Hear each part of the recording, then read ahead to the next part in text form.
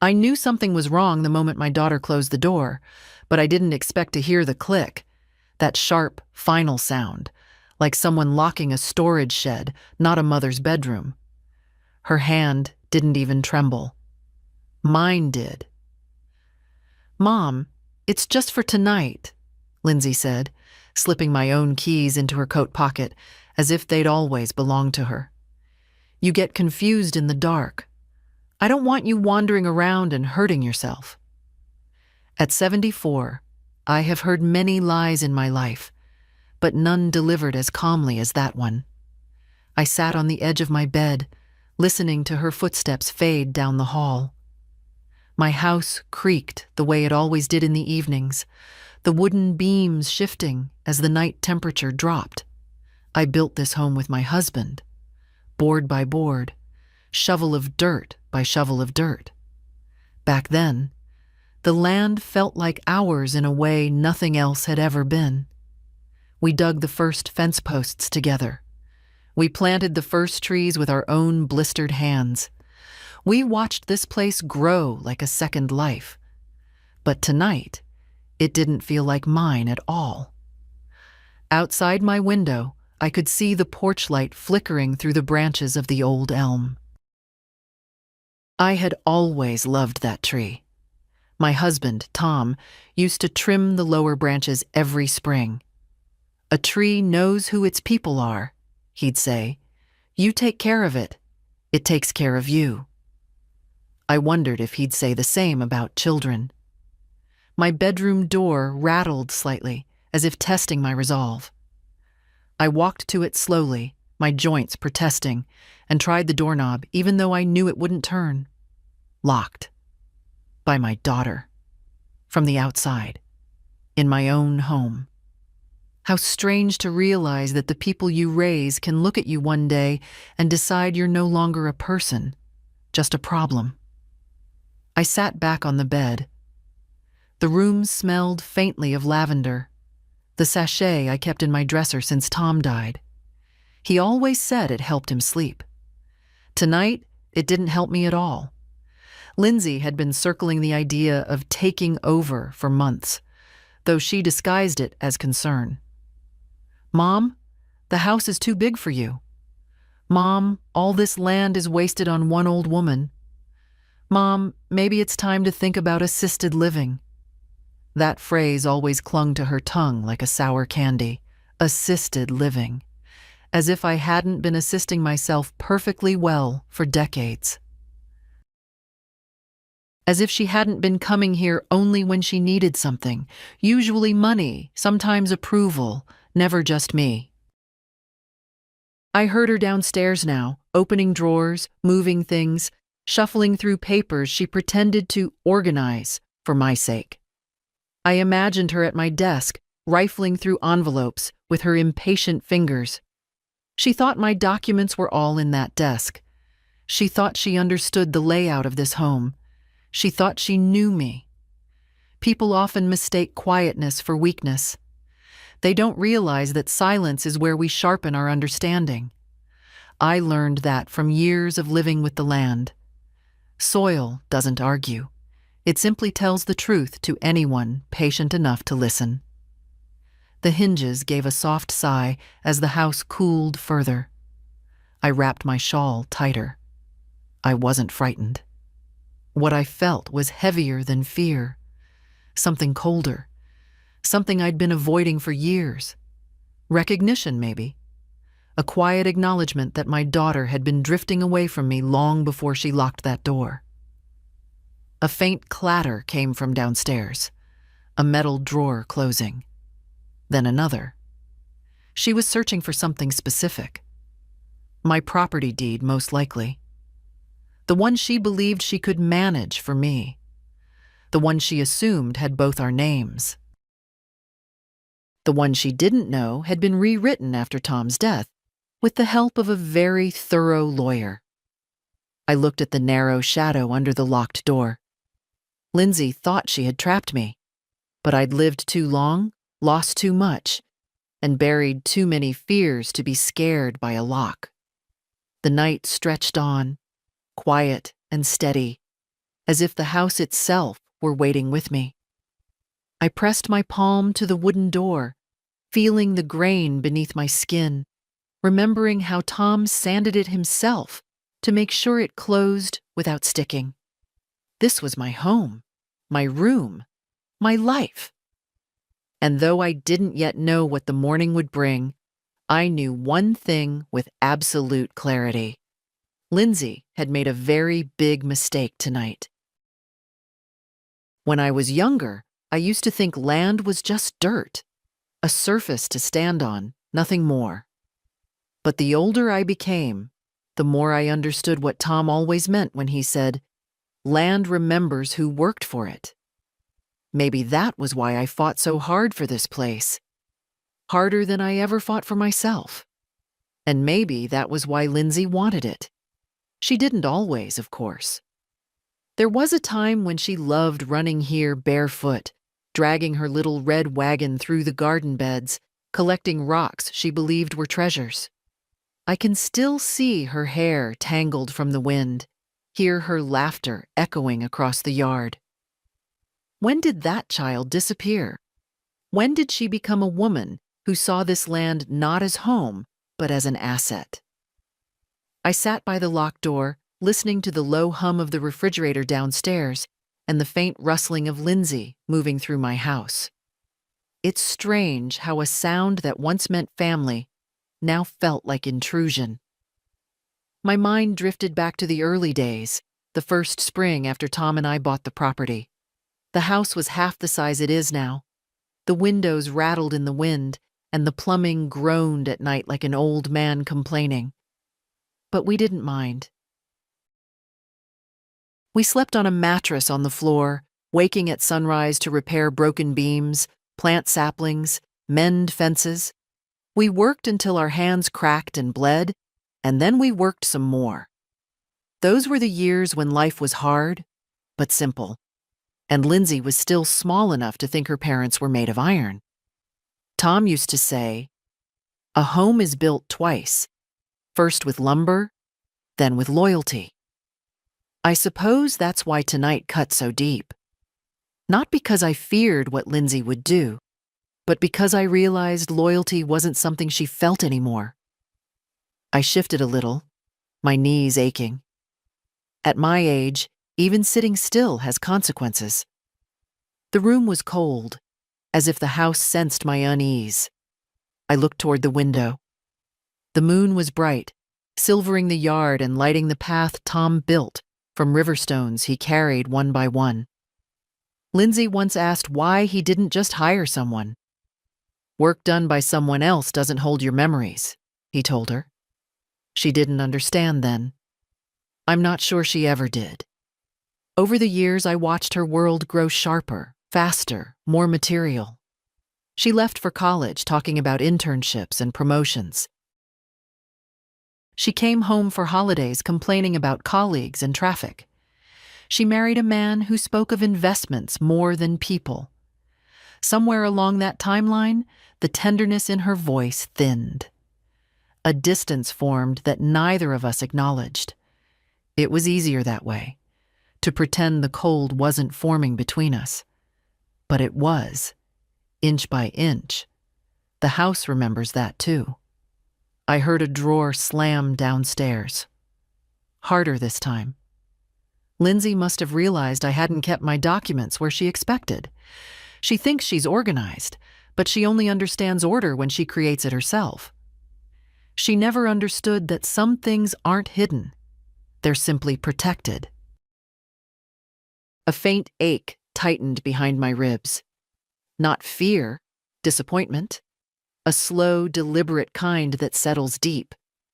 Because no matter how strained our relationship became, I never believed she would cross a line like this. Locking your own mother in a room is something you read about in newspapers, with strangers' names attached, not your child's. I got up and walked to the dresser. My reflection in the mirror startled me. The hard set of my mouth, the exhaustion around my eyes. I looked older tonight, but also clearer, as if something inside me had sharpened. On the dresser sat a small wooden box Tom carved for me the year Lindsay was born. Inside were letters, photographs, and the first copy of the property deed. The paper had yellowed over the years, but the ink remained strong. Margaret Ellery, sole owner. Later, we added Tom's name, then removed it again after he passed. But Lindsay's name was never written there. Not once. The house creaked again, a long, slow groan that traveled through the floorboards like a warning. Then I heard Lindsay speaking on the phone, her voice clipped and irritated. No, she doesn't understand what's best for her. Yes, I'll handle it in the morning. Handle it. As if I were an overdue bill. I sat back on my bed and folded my hands in my lap. The night outside felt endless, but I wasn't restless anymore. A strange calm washed over me, the kind you feel when the truth finally settles into place. Lindsay didn't lock me in because she was worried. She locked me in because she believed she could decide my life for me, because she thought I had grown small enough to be managed. She forgot who I am, and somewhere deep down, I felt something stubborn and old rise inside me, something I hadn't felt in years, the quiet, immovable part of myself that learned to survive widowhood, financial strain, storms that tore down half our yard, and a grief that lived in the walls long after Tom was gone. The same part of me that would not, under any circumstances, be handled. The house settled again. The land breathed beneath it. And I realized the truth Lindsay would learn soon enough.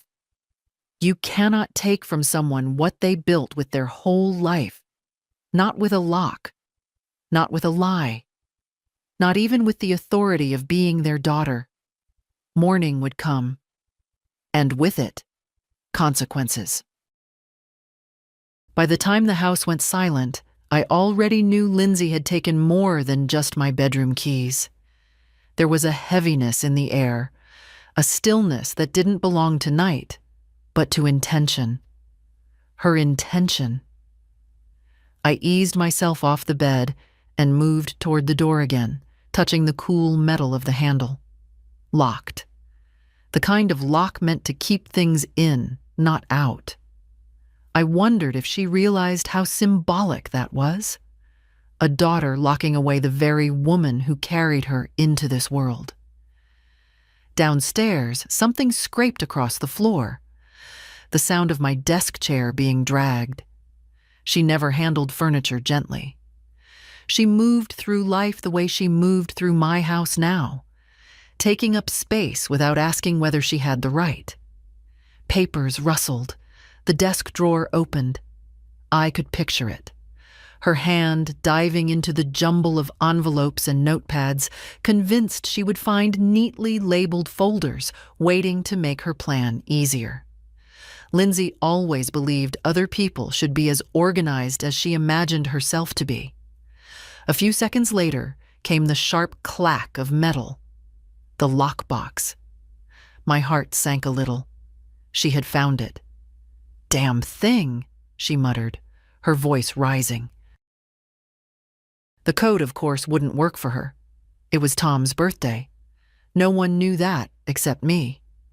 She tried again, and again, each failure louder than the last, a growing irritation, not fear, not guilt, irritation, as though I were being deliberately difficult. "Why does she make everything so complicated?" she hissed into the quiet room. I closed my eyes and exhaled slowly. That was always her refrain, wasn't it? Why do I make things complicated? Why don't I listen more? Why don't I let her help me? The truth was simple. Help isn't help when it comes with chains. After a few minutes, the rustling stopped. I heard her footsteps move to the hall closet, the one where I kept blankets and old coats. She was searching for something else now. Probably the spare keys. She hadn't realized I moved them years ago after the first time she insisted I shouldn't be alone in this house. People think controlling behavior begins with shouting or aggression. They don't understand. It starts with concern, concern that grows teeth. Lindsay's footsteps quickened. She opened the pantry, the linen cabinet, even the laundry room. Every door, every drawer, every container she thought would give her control. Then she came back upstairs. Her steps slowed near my bedroom door. "Mom?" she called softly. Her voice was too sweet. I could hear the honey dripping from it, the kind she used when she wanted something. "How are you doing in there?" "As well as someone can do when locked in her own room," I replied. A tiny pause. Embarrassment? No. Calculation. "Mom, you know this is for your safety." I walked closer to the door. "If safety were your concern, you'd sit with me, not lock me away like an inconvenience." Another pause. Then her tone hardened. "I can't sit with you all night. I've got things to take care of." Such as preparing the documents she thought I would sign in the morning. "Get some sleep," she added, and I could hear her turning away already, finished with the performance of concern. "We'll talk tomorrow, when you're rested." Rested, as if exhaustion were my problem. Her footsteps faded again, and soon I heard the unmistakable click of my front door's lock rotating. Not once, but twice. Lindsay was securing the house from the inside. She didn't trust me not to leave my room, but she trusted no one else to enter. I sat down on the edge of the bed again, staring into the dimness. The darkness felt familiar, almost comforting. I had sat with darkness plenty of nights. Nights after Tom died. Nights after Lindsay's sharp words left wounds that didn't show on skin. But this darkness had shape. It had intention. It had my daughter's face. I heard paper tearing somewhere downstairs, then a zippered pouch, the one that held my checkbook. She opened it, sighing with frustration. No checks. I had moved them months ago. She didn't know where. She didn't know a lot of things. She didn't know the deed wasn't in the lockbox. She didn't know the trust documents were not in the desk drawer. She didn't know that last year, after she pressured me to choose a retirement home brochure just in case, I made an appointment with an attorney instead. She didn't know I'd learned to stop being naive. The stairs creaked again. Lindsay came up to the landing, breathed heavily for a moment, then spoke through the door. Not angry, not worried, just tired of being inconvenienced. "Mom, don't make this harder than it needs to be. I'm trying to fix your life before things get worse." Before things get worse. She meant, before I make decisions she can't control. She meant, before the land becomes legally unreachable. She meant, before I stop complying. I didn't answer. Silence unsettled her more than my words ever could. Finally, she sighed and walked away. A door closed. The guest room. She'd sleep there tonight, under the quilt I made when she was pregnant with her own daughter. That quilt had comforted her once. Now it comforted a woman who saw me as an obstacle. I lay down on the bed. My body was tired, but something inside me was wide awake. A steady, rising clarity. Lindsay believed she had the upper hand because she had the keys. But keys don't determine ownership. Locks don't determine power. And mourning doesn't always bring the results people expect. Tonight, she took my freedom for a few hours. Tomorrow, she would learn what she had never bothered to ask. This house is mine. This land is mine. And my life, despite her efforts, is still mine to decide. The hours after midnight have a strange way of stretching themselves thin, like old fabric pulled too tight. They don't pass so much as linger, especially when you're locked in your own room, listening to a house that was once yours shift under someone else's intentions. Sleep wouldn't come. It hovered near me, then moved away whenever I closed my eyes. So I sat in the rocking chair Tom built, pulling my shawl close around my shoulders. The chair creaked softly, the way it always had, like a gentle protest. I used to rock Lindsay in this very chair when she was colicky as a baby. Back then, she clung to me as if I were her whole world. Funny how easily children forget who kept them alive in those early years. A cold draft slid across the floor, creeping up my ankles. The old house had always breathed at night, but tonight it felt different, like it was waiting for my decision as much as I was. Homes develop loyalties. This one had mine. Lindsay never understood that. To her, walls were walls, floors were floors, and land was a commodity. Something that could be leveraged, improved on, sold, used. Sometimes I wondered if that difference was my fault. Maybe I raised her in comfort for too long. Maybe she never learned what struggle does to a person, how it humbles you, shapes you, teaches you where your true roots are. A soft thump came from downstairs. A cupboard closing. She was still awake, still searching, still convinced the world would bend to her if she stayed determined long enough. But life never bent for me, or Tom. We bent for it. There's a difference.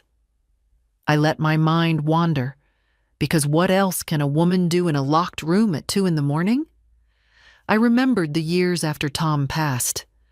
Quiet, aching years when Lindsay called every day at first, then every week, then only when she needed something.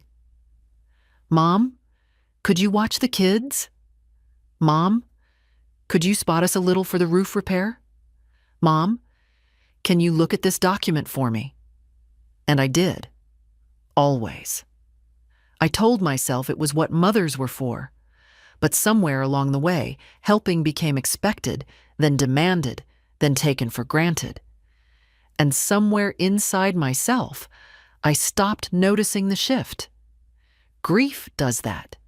It numbs you until one day you realize you've been giving pieces of yourself away without noticing how small you've become. Another sound drifted upstairs, the quiet rustle of paper. She was looking again. She wouldn't find what mattered. I had made sure of that long ago.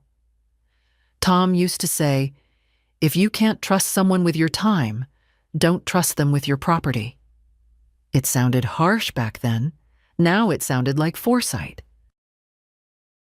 I rose from the chair, walked to the window, and pulled the curtain slightly aside. The yard glowed under the moonlight. The elm tree swayed gently, its branches moving like an old friend reaching out. Tom buried our dog under that tree. He planted roses around the grave. When Lindsay grew up and declared she didn't see the point of sentimental plants, I let her words pass through me like wind. Not everything needs to be explained to be sacred. Standing there in the dim light, I felt a stillness settle over my chest. Not resignation, but clarity. A kind I hadn't felt in years. I was done pretending. Done shrinking myself so my daughter could feel large. Done apologizing for existing in the home I built. Lindsay didn't lock me away because she worried I'd fall. She locked me away because she wanted freedom to take what she had already decided was hers. The truth felt heavy, but solid. A stone in the palm. I sat back down, pulling the blanket over my legs. There was a moment, a brief, quiet one, when a flicker of doubt touched me. What if I was too harsh in my thoughts? What if Lindsay was overwhelmed, misguided, desperate rather than malicious? What if she believed she was truly helping me? But then I remembered the text messages she didn't think I saw last month. Messages to a realtor friend of hers. Once I convince her to move, the property won't be hard to unload. Unload. As if the home I lived in for 40 years were a piece of old furniture cluttering her future. No, my doubt didn't last long. The floorboards creaked somewhere near the staircase, Lindsay moving again. Then her voice floated up, muffled but sharp. "It's not like she can stop me," she said to someone on the phone. "She won't even realize what's happening until it's done." I didn't hear the other side of the conversation, but her tone tightened. "No, I'm not waiting anymore. I'm taking control tomorrow. This is the only way." Control. That word again. I'd heard it for months. Not from her directly, but in every suggestion she made, every decision she tried to make for me, every sigh of frustration when I dared to disagree. The years have taught me many lessons, but one above all. When someone tries to control your life, it's usually because they've lost control of their own. I leaned back in the rocking chair and let the night settle around me. I wasn't afraid. Not anymore. Something steadier had taken its place. The realization that Lindsay forgot a simple truth. A lifetime of being quiet does not mean you are powerless. It only means you've been waiting for the right moment to speak. And the morning would bring that moment. She thought the lock on my bedroom door was her victory. Tomorrow she would learn that it was only the start of her undoing. Morning announced itself long before the sun. Not with light, but with sounds. Lindsay's hurried footsteps downstairs, cabinet doors opening and closing, the impatient scrape of a chair against tile. I'd lived long enough to recognize the rhythm of a person who wasn't preparing breakfast, but preparing an argument. I didn't sleep. I didn't need to. Some nights aren't for resting. They're for reckoning. The first true light slipped through my curtains around 6. Pale and cold, like winter coming early. I folded my blanket neatly and placed it at the foot of the bed. I wanted to meet the day standing, not sitting. When the lock finally turned, it echoed through the room sharper than it had the night before. Lindsay opened the door halfway, just enough to look inside without truly entering. "Morning, Mom," she said, with a brightness that belonged more to a realtor showing a house than a daughter addressing her mother. "Did you sleep?" Her eyes didn't wait for an answer. They scanned the room, checking whether I had tried to force the door, climb out the window, or rearrange anything. She looked at me like she was surveying damage. "I slept enough," I replied. "Good," she said briskly. "We've got a lot to talk about." She stepped aside, motioning for me to come out, as if the hallway were her domain and I were a guest. Her posture told me everything. She believed she had the advantage. And why wouldn't she? She'd spent the night rewriting the narrative in her mind. She wasn't the villain. She was the responsible daughter. She wasn't imprisoning me. She was managing a situation. She wasn't taking from me. She was helping me make adult decisions. I walked past her slowly, deliberately, not because my joints hurt. They did. But because I refused to rush for a woman who locked me in a bedroom. She followed me downstairs, speaking before my foot even touched the last step. "I need you to listen with an open mind this morning," she began. "I know last night seemed dramatic, but sometimes you have to take firm steps to protect someone you love." Protect. There was that word again, stretched thin from overuse. In the kitchen, a stack of papers lay on the table. arranged neatly as if for a client meeting. Contracts, estimates, brochures, her whole strategy laid out like breakfast. I pulled out a chair but didn't sit. Lindsay slipped into her role effortlessly. She smoothed her blouse, straightened the papers, and lifted her chin. "Mom, I talked to some people last night," she began, tapping the first document. "Professionals. The market is strong right now, and your house could sell for a significant amount. More than enough to secure you a comfortable place at Willow Ridge Assisted Living." I raised an eyebrow. "You spoke to professionals about selling my home while I was locked in my room?" She flushed faintly, but pressed on. "I needed to be prepared. This is a big step for both of us." "Not both of us. For her." She slid the first document toward me. "This is the preliminary evaluation. A highly reputable agent came by last month and—" "I don't recall inviting anyone," I said. "You didn't need to," she replied quickly. "I gave permission."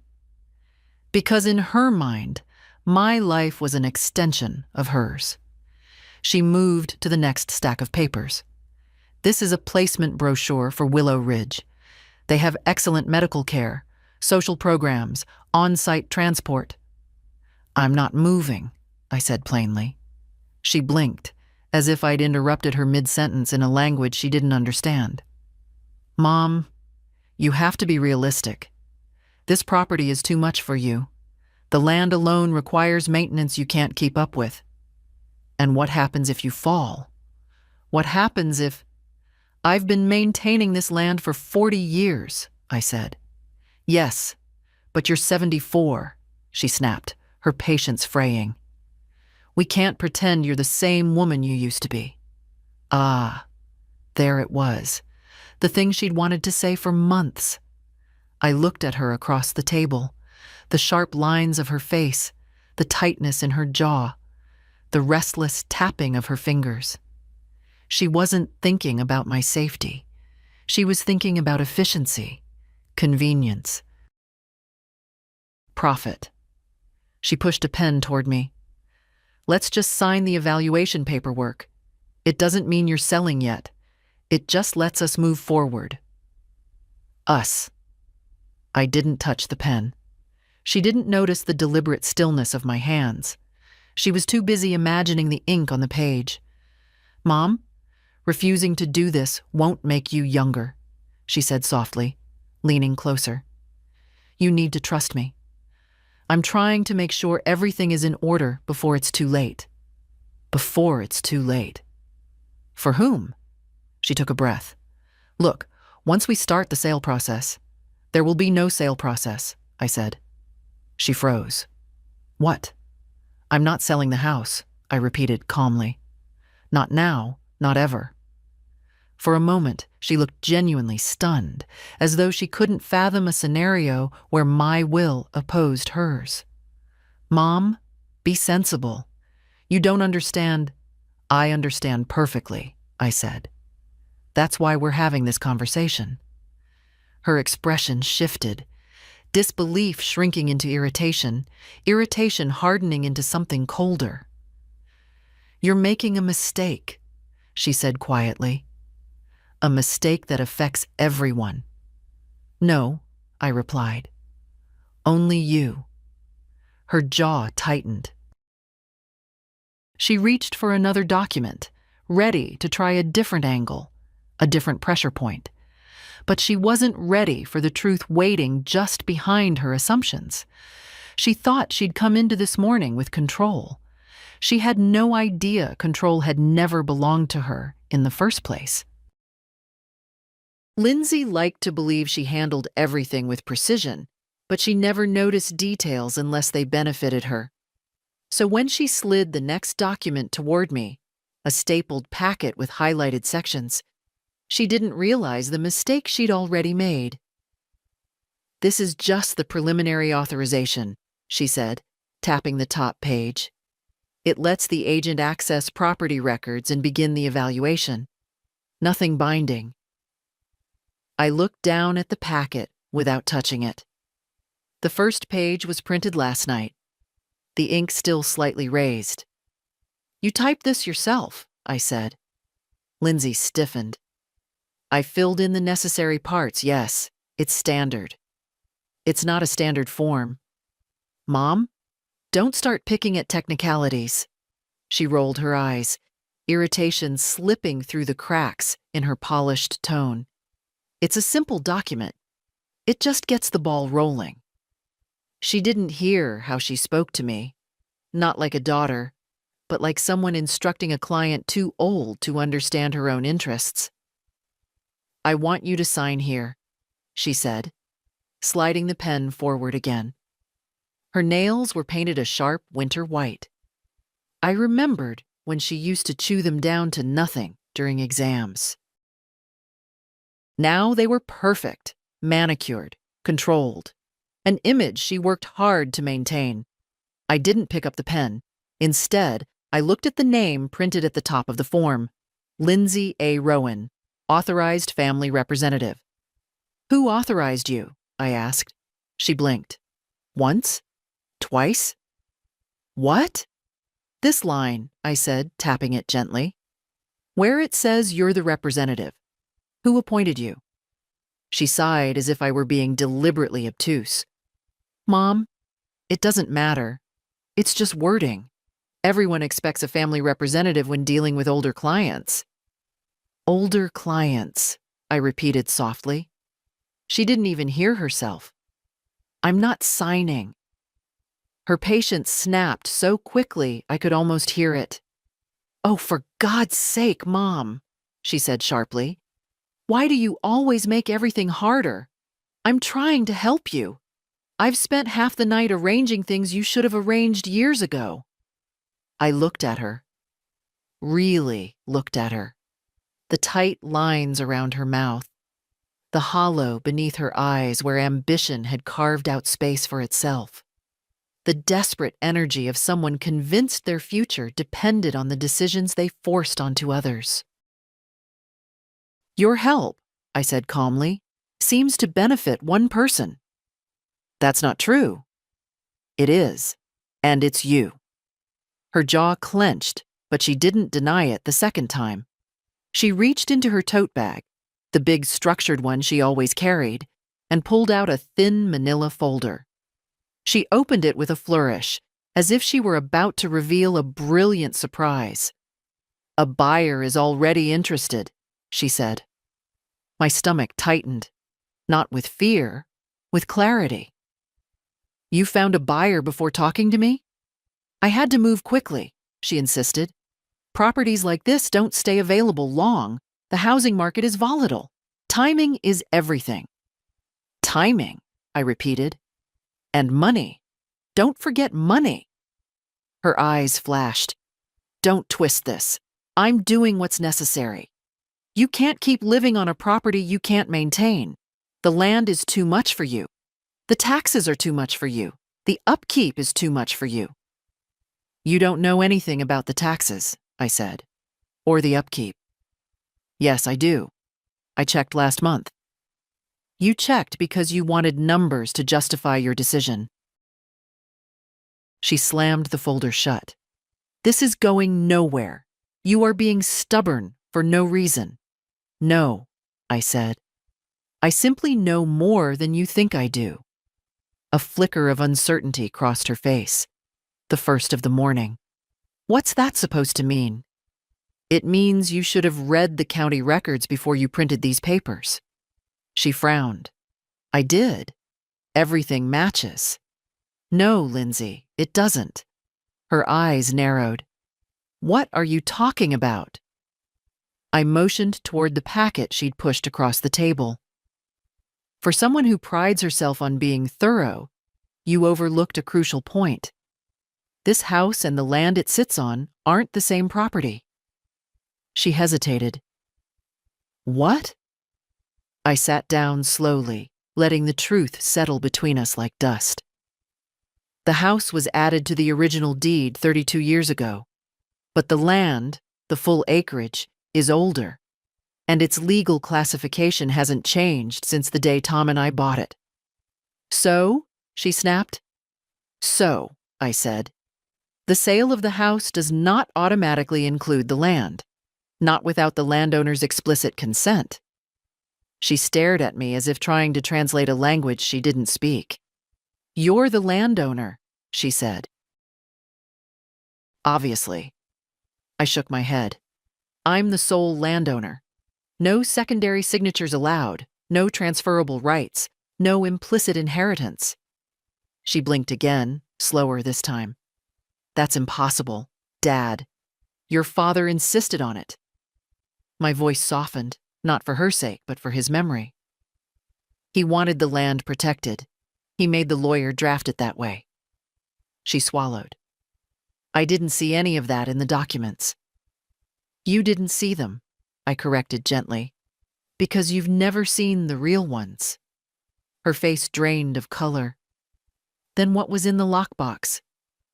"Things I didn't mind you finding." The silence that followed was thick and heavy and honest. For the first time, Lindsay realized she didn't have control. Not last night. Not this morning. Not ever. I watched her stare at the papers she'd printed, her whole plan unraveling one thread at a time. She wasn't ready for the truth, but she would face it soon enough. The land was mine. The house was mine. And every decision she thought she'd made for me was nothing more than an illusion she built to hide from her own fear of losing control. She'd spent the night preparing her version of the future. But the truth, my truth, was about to start its own morning. I waited until Lindsay left the kitchen before moving toward the hallway. My joints ached from the long night, but something steadier pushed me forward. A kind of calm I hadn't felt in years, the quiet confidence that comes when truth is no longer a burden, but a shield. The house was still. Morning light filtered through the curtains, warming the floorboards Tom laid himself. I paused at the bottom of the stairs, listening. Lindsay was in the guest room, pacing. Short, sharp steps. A woman recalculating her strategy. She believed she'd cornered me. She didn't know I'd spent months preparing for this moment. People think aging makes you slow. But if you've lived long enough, you learn to move invisibly. In decisions, not steps. I walked to the hall closet. The door gave its usual little sigh when I opened it. Behind the winter coats, behind the wooden crate of old photo albums, was a narrow panel in the wall, painted the same color, almost invisible unless you knew to look. Tom had built it the year after Lindsay moved out. "Every house needs a private pocket," he said, tapping the panel with a wink, "a place no one thinks to question." Inside the panel was a shallow shelf. And on that shelf lay a leather folder, soft with age, edges worn from the number of times my fingers had traced it. My real documents, the ones Lindsay never knew existed. I pulled it out carefully and closed the panel. It clicked back into place like a secret exhaling. At the kitchen table, I opened the folder. The papers inside smelled faintly of cedar. Tom used to keep a block of it in our desk drawer. I touched the corner of the land deed, remembering the day we signed it. We'd just finished digging the drainage ditch along the west edge of the property. My back was hurting. Tom's shirt was soaked with sweat. We looked nothing like people buying land, but we were young, stubborn, determined. This folder held everything that proved Lindsay's plans were nothing but wishful thinking. The deed, the trust documents, the updated legal instructions I filed after Tom died. None of it required a second signature. None of it could be altered by anyone but me. And there was one more paper inside. The one I'd hoped I'd never have to use. A notarized statement confirming that any attempt by family to coerce, manipulate, or control my living situation would automatically revoke them from inheritance. My lawyer insisted on it. Protect yourself from hypothetical futures, he said. They have a way of becoming real. I didn't understand back then. This morning, I did. Footsteps sounded at the top of the stairs. Lindsay was coming down, her voice firm, rehearsed. Mom, we need to finish this conversation. I closed the folder calmly and set it on the table. She entered the kitchen, shoulders squared, eyes sharp. Her gaze went straight to the folder. What's that? My documents, I said. She frowned.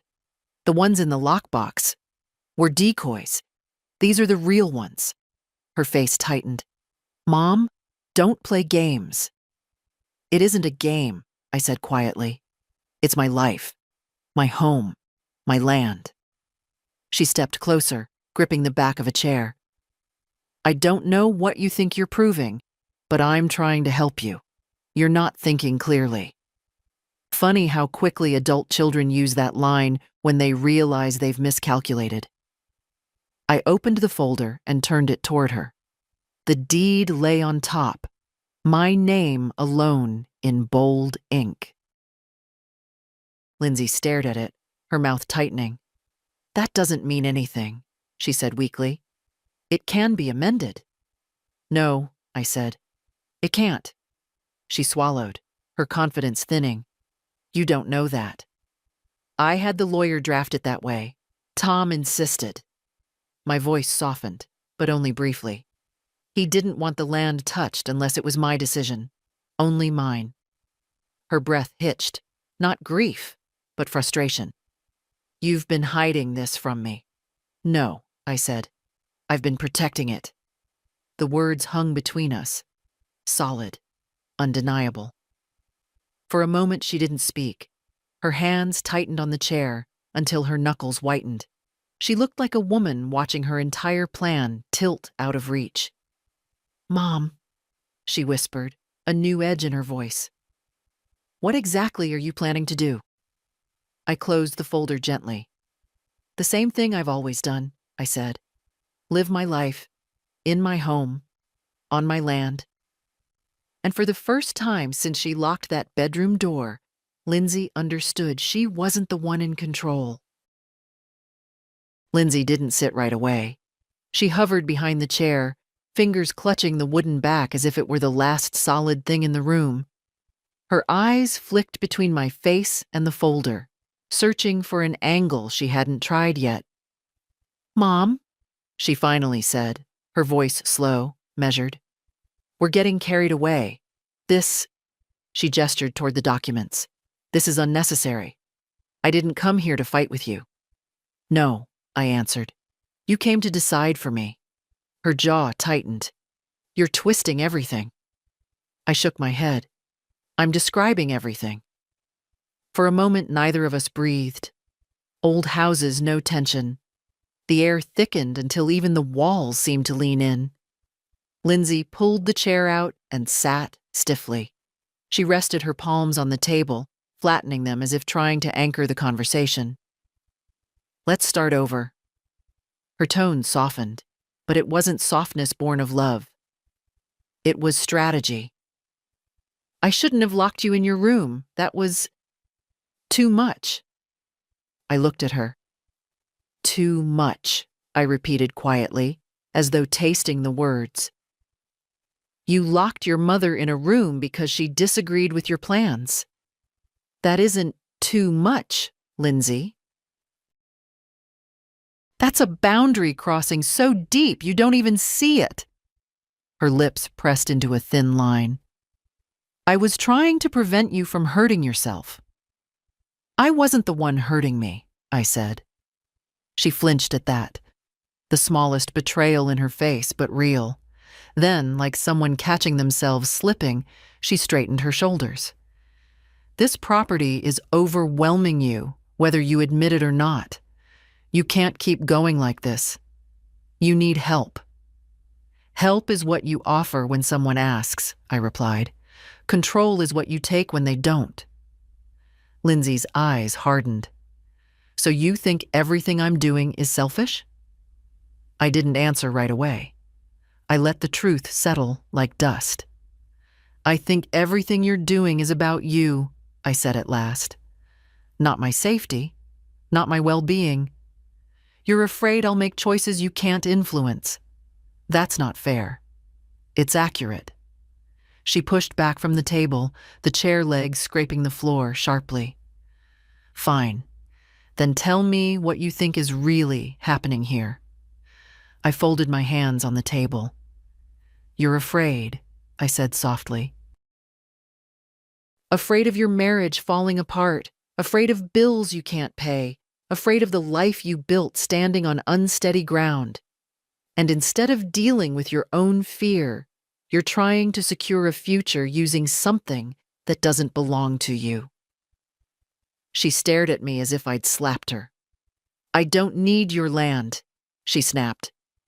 You need control, I corrected, and you thought taking mine would give you some. Her throat worked. A tiny tremor ran through her fingers. It was the first honest thing about her this morning. I'm your daughter, she whispered. I should be the one helping you. You should be the one caring for me, I replied. Those are not the same things. Silence stretched between us again, long, thin, unblinking. Then Lindsay reached for the folder. I placed my hand on it before she could touch it. No. She froze, fingers inches from the leather. You don't get to handle this, I said quietly. Not anymore. Her voice cracked, sharp and brittle. Why are you doing this to me? To you, I repeated, the bitterness rising but controlled. Lindsay, you locked me in my own bedroom. You tried to take my keys. You looked through my private papers. And you planned to move me out of my home without my consent. Why are you asking what I'm doing to you? Ask yourself what you've been doing to me.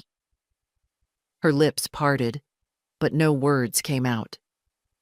She wasn't used to hearing the truth spoken without apology. You raised me to be strong, she finally said, eyes shining with anger rather than emotion. You taught me to take action. Now you're punishing me for it. No, I said. I'm stopping you. That's different. Her breathing grew uneven. Then she leaned forward, lowering her voice as if we were negotiating something delicate.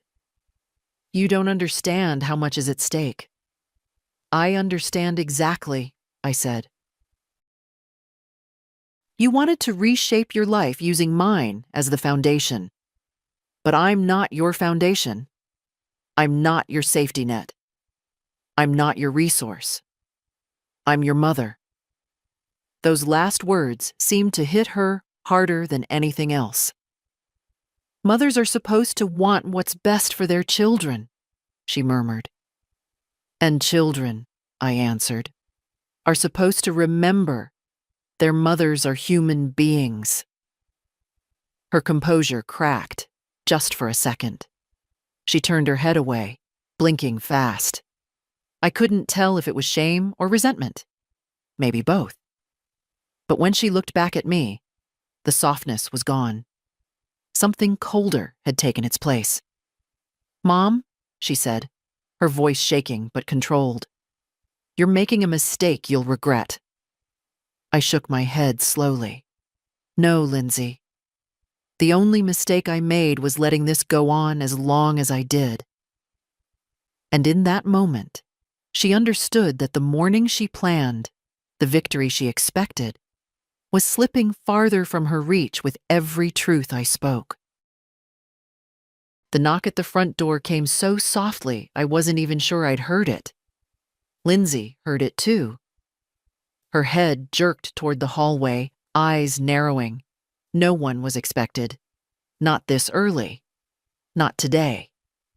Stay here, she said sharply, as if I were a child she needed to contain. But I didn't stay. I rose slowly, steadying my hand on the table, and followed her into the hall. My knees protested, but my resolve did not. Lindsay opened the door only a few inches. "What are you doing here?" she snapped. A familiar voice answered, uneasy but polite. "Mom said you were both here. I wanted to check in." My heart lifted just slightly. It was Haley. She stepped inside before Lindsay could block her, the cold morning air swirling in behind her. She looked tired. Students always do. But her eyes brightened when they found me. "Grandma." She hurried over, touching my arm gently. "You didn't answer your phone last night. I got worried." Lindsay closed the door with a hard click. We were discussing private family matters. Haley glanced between us. She wasn't naive. She saw tension the way young people see cracks in pavement, clearly, instinctively. "What happened?" she asked quietly. Lindsay exhaled loudly. "Nothing happened. Grandma is just confused about a few things, and I'm trying to straighten them out." "Confused," I repeated, letting the words settle into the air like dust. "Interesting choice." Haley's brows drew together. "Are you okay?" I looked at her, really looked. At the gentle concern in her face, the earnestness Lindsay once had before life hardened her edges. And for the first time since last night, my chest loosened. "I'm fine," I said, "but a few things have happened." Lindsay stepped between us. "Mom, don't start this. Haley doesn't need to be dragged into something she doesn't understand." Haley crossed her arms. The same stubborn gesture her grandfather used when someone lied to him. "I'm 22, not 2, and you're the one talking over her." Lindsay bristled. "Don't take that tone with me." Haley didn't back down. She looked at me again. "Grandma? What did she do?" My daughter froze. She understood I wasn't going to lie to protect her pride. "She locked me in my bedroom last night," I said softly. Haley's face drained of color, then flushed with outrage. "She what?" Lindsay's response came too quickly. "It wasn't like that." "How else is it?" Haley demanded. "Grandma, is that true?" I nodded. A sharp breath escaped her. She turned on her mother. "Are you out of your mind?" Lindsay's eyes flashed with panic, real panic, for the first time. "You don't understand the situation. Your grandmother is not thinking clearly. She's overwhelmed. I talked to her yesterday," Haley interrupted. "She seemed clearer than you ever do when you're stressed." That stung Lindsay. I saw it. Haley moved closer to me, lowering her voice. "Did she take anything else? Your phone? Your keys?" "Yes," I said. Haley's hands trembled with anger. "Mom, this is insane. You can't treat her like this." "She's exaggerating," Lindsay said quickly, voice rising. "This is exactly why I didn't want you involved. You always take her side." "Her side?" Haley's voice cracked, not from weakness, but disbelief. "There shouldn't be sides, and you locked her in a room." Lindsay held her forehead as if Haley's logic physically pained her. "I'm trying to take care of her. You don't know how hard this has been on me." "There it is," I murmured. Haley heard me. Lindsay pretended not to. Haley stepped toward the kitchen. "I'm calling Aunt Marie, and maybe a lawyer." "I don't know what's going on, but you're not calling anyone," Lindsay snapped, grabbing her arm. That was her mistake. Haley pulled back sharply, eyes wide. "Do not touch me like that." Something shifted then, not loudly, but deeply, like the foundation of a house settling after years of strain. Lindsay realized she was outnumbered. But more than that, she realized the illusion she'd built of being the rational caretaker was crumbling. Haley turned to me again, voice gentler. "Grandma, Tell me everything. All of it. I looked at her, at the sincerity, the readiness, the fierce love she thought she had to hide to not upset her mother. And I understood Tom had been right. Roots matter. Some travel farther, some stay true. I rested my hand over hers. We'll talk, I said softly, but not here, not with emotions flaring. Behind us, Lindsay let out a shaky breath, half frustration, half fear. Haley, she said, voice small for the first time. Don't let her twist things. I'm your mother. And she's my grandmother, Haley replied, her tone flat, honest. The difference is only one of you treated me like family today. Lindsay's face faltered. And the morning, which she believed would give her leverage, was suddenly slipping out of her grasp entirely. Haley followed me into the living room, while Lindsay stayed rooted in the hallway, as if moving might make everything worse. Maybe she finally understood it already had. I lowered myself into the armchair near the window. Haley sat on the edge of the couch, leaning forward, her eyes searching my face. Grandma, what exactly happened last night? I didn't rush. I spoke the way older women do when the truth has been sitting inside them too long, slowly, evenly, without dramatics. Your mother locked me in my bedroom, I said. Took my keys, took my phone, went through my papers. She said it was for my safety. Haley's jaw tightened. That's not safety. That's control. I nodded once. Yes. Her hands curled into fists in her lap. I can't believe she would do that. You can, I said gently. You simply didn't want to. She swallowed hard. Does she know you know everything? About the buyer? The papers? She knows now. Haley leaned back, exhaling slowly. The truth was settling onto her shoulders, heavy but necessary. But why? She asked quietly. Why would she go this far? Fear, I said. And the belief that her vision of the future matters more than my present. Haley shook her head. That doesn't excuse it. No, I agreed. It explains it. People excuse themselves with explanations. She stared at the floor, her breath uneven. She was angry, but underneath that anger was something softer. Hurt. A daughter realizing her mother wasn't the person she thought. I remembered feeling that once too, though under very different circumstances. Haley finally looked up. What did she plan to do today? Present me with paperwork, I said. Convince me to move out, sell the property, sign things she prepared without my knowledge. Haley's face tightened. She thought you'd just agree? She thought I was manageable. I met her eyes. She forgot I've lived 74 years managing myself. For a moment, Haley smiled. A small, sad smile, but real. Then it faded. What happens now? She asked. Before I could answer, Lindsay appeared in the doorway. She didn't enter the room. She hovered there, arms crossed, eyes red but defiant. Are you done poisoning her against me? She asked quietly. I didn't respond. Haley did. No one poisoned me, she said. I'm listening. Something you didn't do. Lindsay flinched but didn't reply.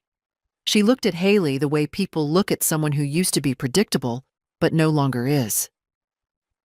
Mom? Lindsay said, directing her gaze at me now. Whatever narrative you're spinning, it won't change the fact that you need help. And you need control, I said calmly. We're both telling the truth. Her eyes glossed with anger, or maybe shame. Hard to tell. Haley rose from the couch. Mom, you hurt her. You can't pretend you didn't. I was trying to protect her. By locking her up? Haley's voice cracked, and the room fell utterly still. If Dad did that to you, you'd call the police. Lindsay opened her mouth, closed it, opened it again. No defense came. That silence was more honest than anything she'd said all morning. Haley stepped closer to me. "Grandma, do you want me to stay? Or call someone? Or I want you to sit," I answered softly. "I want you to breathe." She sat. Lindsay's voice came again, smaller now.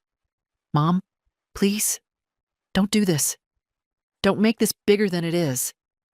I looked at her, my daughter, a woman who no longer recognized the boundaries of love. "It already is bigger," I said. "You made it so the moment you turned the key." Haley's eyes filled, though she blinked the tears back quickly. Lindsay looked at her daughter the way someone looks at a door they suddenly realize they can't open. For the first time since the night began, I felt something inside me settle. Not peace, not victory. Just the quiet knowledge that the truth had finally stepped into the room, and none of us could pretend not to see it. I reached for the leather folder again, not to flaunt it, but because truth sometimes needs paper to stand on. Lindsay watched my hand, tense as a cornered animal, unsure whether to fight or retreat. "Sit," I said quietly. She didn't move. Haley took a single step toward her mother. "Just sit down." Lindsay relented, lowering herself slowly into the chair across from me. Her shoulders hunched slightly, as if the weight of the morning had settled there. I opened the folder and pulled out the deed. The thick, official paper lay flat against the table, edges worn by years of being touched but never surrendered. "This," I said, sliding it toward her, "is the land deed, the full acreage. Your father and I signed it 40 years ago. It was amended after his death. My lawyer updated it exactly as he would have wanted." Lindsay didn't touch it. She stared at her reflection in the glossy wood of the table instead. "What does it prove?" she murmured. "It proves," I answered steadily, "that everything you planned last night was built on assumptions, and none of them match reality." I pulled out the second document. The trust paper, notarized, firm. "This states that the property cannot be evaluated, transferred, or encumbered without my explicit, voluntary consent. No representative signatures, no family proxies, no safety reallocations. Only me." Haley inhaled sharply. Lindsay's face hardened, a small twitch pulling at the corner of her mouth. "You hid this," she said. "I protected it," I corrected. "There's a difference." Her gaze snapped to mine. "From me?" "Yes." The word hung in the air like a bell stroke. Undeniable, echoing, final. Haley shifted closer to me, her hand brushing my arm lightly, grounding me. Lindsay noticed. Something in her expression flickered. Envy, maybe. Loss, certainly. I took out the last page from the folder, the one my lawyer insisted on, the one I signed with a heavy heart months ago. "This document," I said, tapping the top, "revokes inheritance rights if coercion, manipulation, or attempts to force relocation are used against me." Lindsay's breath caught. "What?" "It's legal," I said, "and enforceable." "You're threatening me," she whispered. "No," I said. "I'm informing you. You crossed a line last night. I want there to be no confusion about it." Her face twisted, anger trying to swallow shame. "I was trying to help you.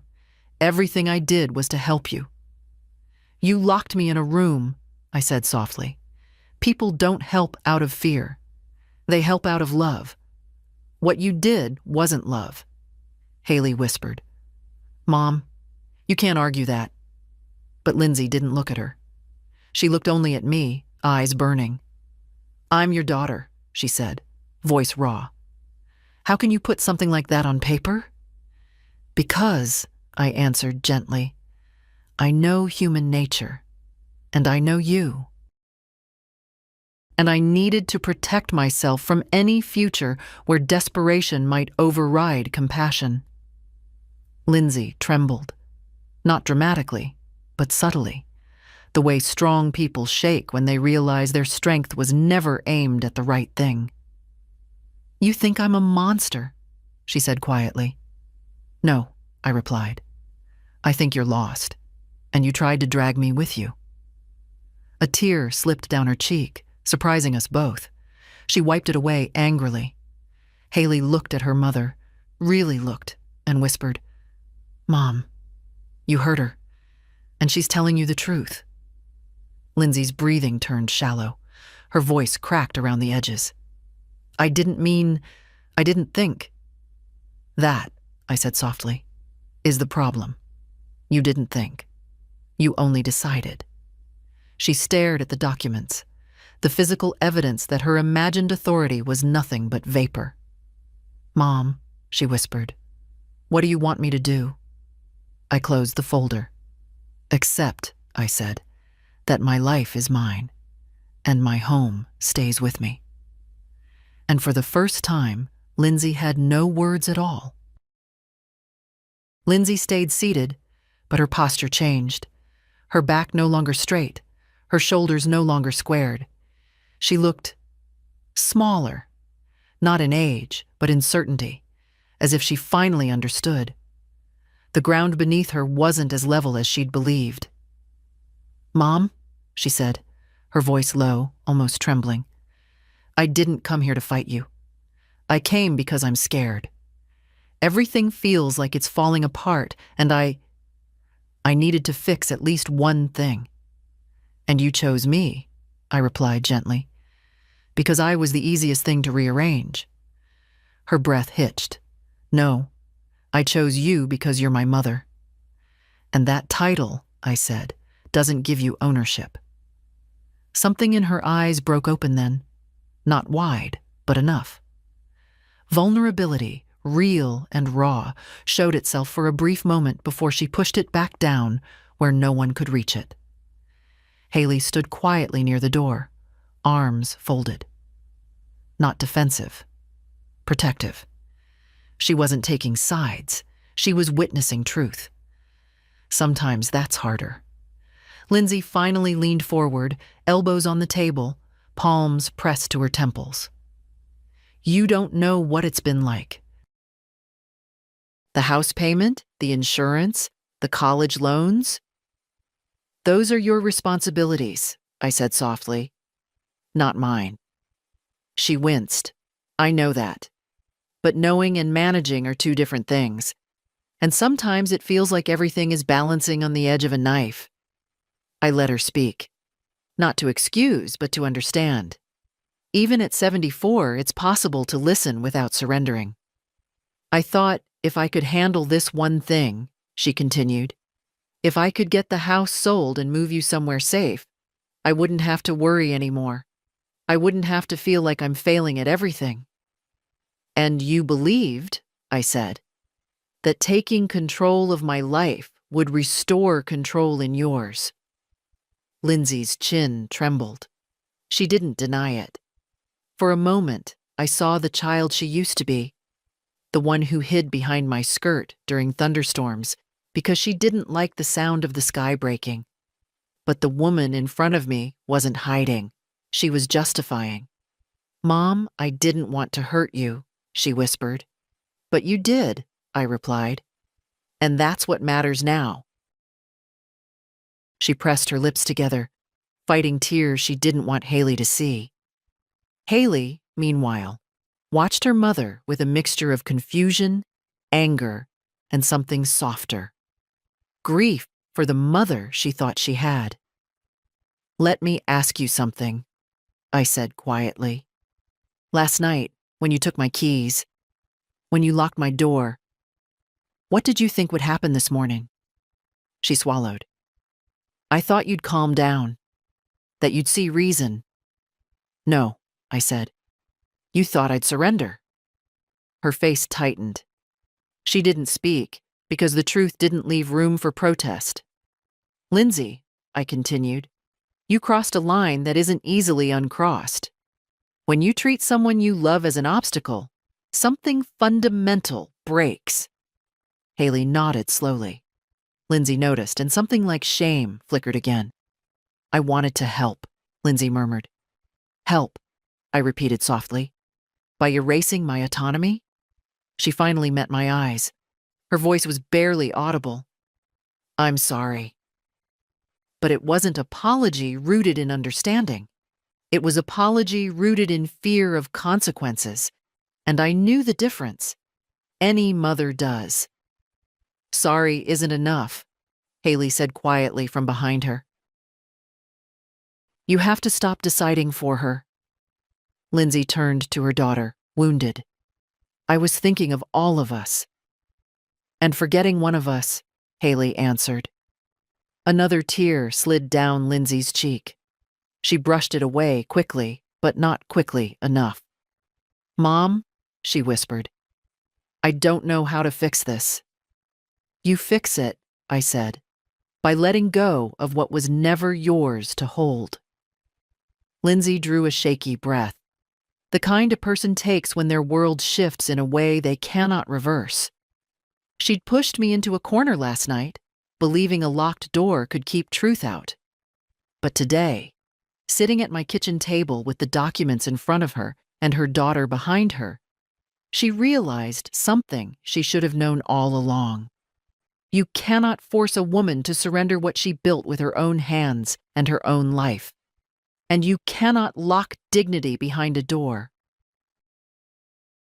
Lindsay sat completely still, elbows on her knees, hands clasped under her chin. Her breathing was shallow, uneven, the way it gets when you know the conversation has crossed into territory where nothing will return to normal. Haley stood at my side now, not shielding me, not confronting her mother, simply present. And that alone changed the shape of the room. Mom, Lindsay said finally, her voice cracking around the edges. I said I'm sorry. What else do you want from me? I looked at her quietly. For years I had filled the silence between us with explanations, reassurances, excuses for her behavior. Today, I let the silence speak for itself. What do I want? I repeated. I want my daughter back. But I don't think she's in this room. Lindsay flinched, but she didn't argue. She could feel it too. The distance she had built brick by brick, decision by decision, until she no longer knew how far she had wandered. I can try harder, she whispered. I can do better. You could, I said gently, but not while standing in my house planning my removal. Haley's breath caught quietly. Lindsay lowered her gaze. You don't trust me, she said. I shook my head. Trust isn't something you demand, it's something you honor, and last night, you broke it. Her voice rose, not loud, but desperate. So what now? You just cut me out? After everything I've done for you? Haley stiffened at that, but I raised my hand slightly. This part had to come from me. Lindsay, I said, you haven't been doing things for me. You've been doing things to me. She swallowed hard. I didn't mean, I know, I said. But impact matters more than intention. Tears finally spilled. She wiped them furiously as if crying meant losing ground. I can't lose you, she whispered. You almost did, I replied. And the only way forward is distance. Her head jerked up. Distance? Yes. My voice didn't waver. For now, I need you to leave my home. The silence that followed was the kind that settles deep in the bones. Not shock, not anger, but recognition. She understood I wasn't speaking in metaphor. You're kicking me out, she said, stunned. I'm asking you, I corrected, to give me space, to think, to breathe, to heal from what happened. Lindsay stared at me, then at Haley, as if hoping for an ally. but Haley's eyes were steady. "Mom," Haley said softly, "you need to go. Let Grandma have her home back." "I didn't take her home," Lindsay whispered. Haley answered for me. "You tried." That truth shattered the last illusion Lindsay had been clinging to. She stood slowly, as if her body had aged 10 years in a moment. She looked around the room, the photos on the wall, the old clock on the mantel, the quilt draped over the armchair, as if seeing, for the first time, that none of it belonged to her. "Will you call me?" she asked quietly. "When I'm ready," I said. "And when you're ready to listen instead of deciding." She nodded once, a small, broken motion, then picked up her bag. At the doorway, she paused. "I didn't want it to end like this," she said. "It hasn't ended," I replied. "But it cannot continue as it was." Her eyes filled again, but she didn't cry this time.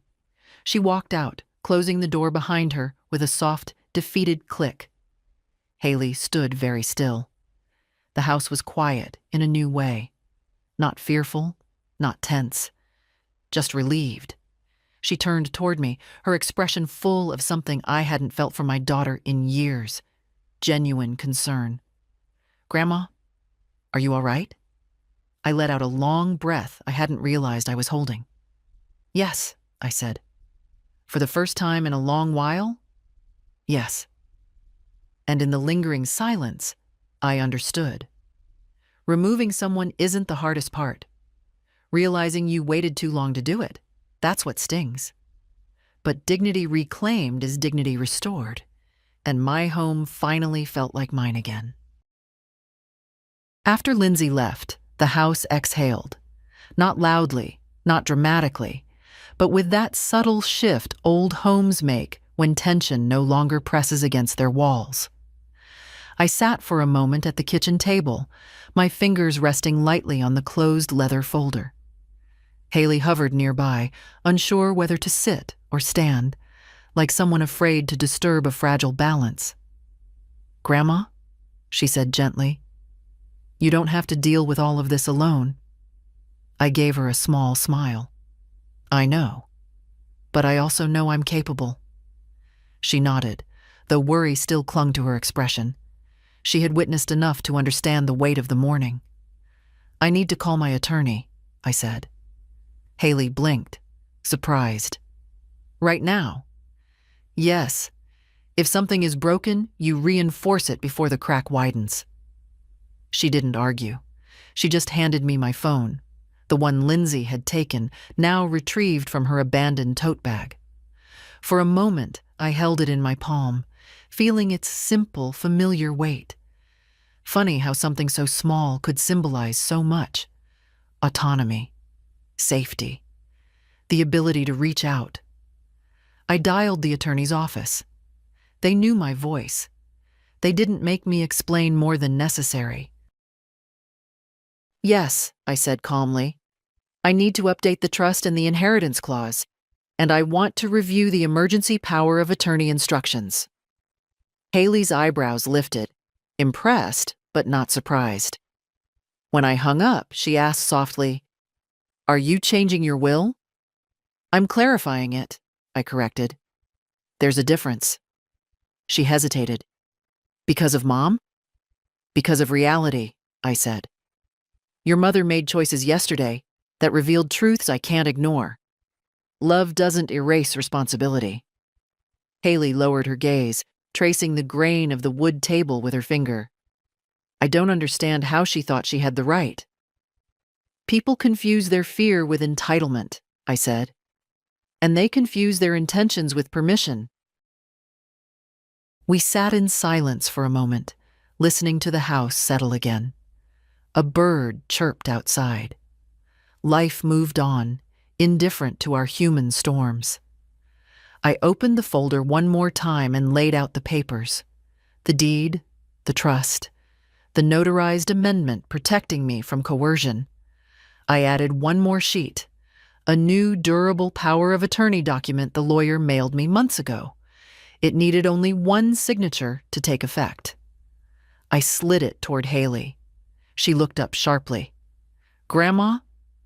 No. You don't have to do that for me." "I'm not doing it for you," I said. "I'm doing it for me. You listen. You don't push. You don't decide for me. That is exactly the kind of person I can trust, with responsibility I hope neither of us will ever need." Haley swallowed hard. "Are you sure?" "Completely." Her eyes shone, not with pride, but something deeper. Gratitude, maybe, or a kind of humility Lindsay had misplaced long ago. She signed. A small signature, but steady. No tremor of ego. No rush. Just respect. I placed the papers back into the folder, closed it, and tied the leather strap. A symbolic act, yes, but also a final one. Haley exhaled softly. "What happens with Mom now?" I looked out the window at the land Tom and I once worked with our bare hands. 40 years of mornings, storms, planting seasons, and a lifetime of knowing what truly belonged to me. "She needs time," I said. "Time to understand what she crossed. Time to face her own life without leaning on mine." "And you?" Haley asked. "I need peace," I answered. "This house deserves it, and so do I." We sat quietly together. No rush, no fear, no locked doors. Just two women. One old enough to have lived several lives, one young enough to learn from them. Sharing a space returned to its rightful balance. For the first time in years, the future didn't feel like something being taken from me. It felt like something I had reclaimed. The afternoon light stretched long across the living room floor, warm and steady. The kind of light that doesn't demand anything, only offers. Haley had gone upstairs to change the sheets in the guest room, insisting I deserved a peaceful night after the one I'd endured. I let her. Not because I needed the help, but because sometimes accepting kindness is its own kind of strength. I walked slowly to the front door and opened it. The air outside smelled of cut grass and damp earth, the scents Tom always said were the breath of honest land. The elm tree cast its familiar shadow across the yard, swaying slightly as if greeting me. For years, I'd wondered whether I was getting too old to keep tending this place. Now I realized it wasn't the land I doubted. It was the people who wanted to take it from me. I stepped onto the porch, letting my hand rest on the wooden railing Tom sanded himself. The grain was smooth under my palm, as comforting as an old friend. So much of my life had been lived here. Celebrations, arguments, silences, recoveries. This house had witnessed all the versions of me: the young wife, the tired mother, the grieving widow, and now the woman who had finally drawn a boundary deep enough to hold. Behind me, I heard Haley's footsteps.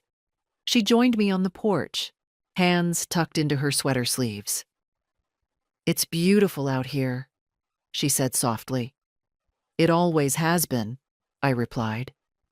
"I just forgot to see it clearly for a while." We stood side by side, watching a bird swoop low over the field. The quiet felt different today, not the heavy quiet of fear, but the familiar quiet of belonging. "Do you think Mom will call?" Haley asked. "Yes," I said, "but not today." "Will you answer?" "When she calls to listen," I said. "Not when she calls to decide." Haley nodded. She didn't try to defend her mother or condemn her. She simply understood, a sign she had grown into her own womanhood without losing empathy. "You were brave today," she said after a pause. "No," I answered. I was finally honest. "Bravery is something else entirely." She smiled.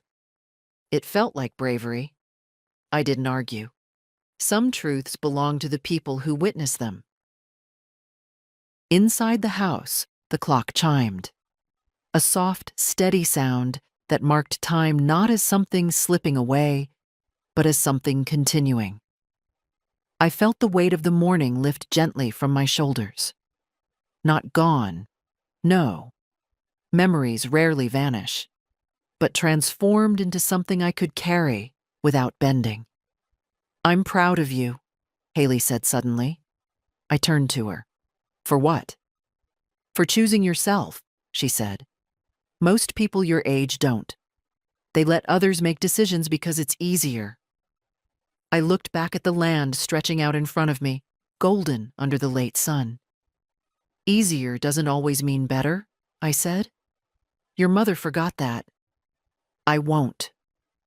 We stood there until the light shifted cooler, until the breeze brushed our faces like a reminder that evenings still belonged to me. This home still belonged to me. My choices, my dignity, my name on the land, all still mine. And as I closed the door behind us, something inside me settled completely. Not triumph, not revenge, just the quiet, steady sense of a woman returning to herself. My life had not been taken. It had simply been waiting for me to reclaim it. And I finally had. If my story resonated with you, leave a comment or follow. Your voice matters too.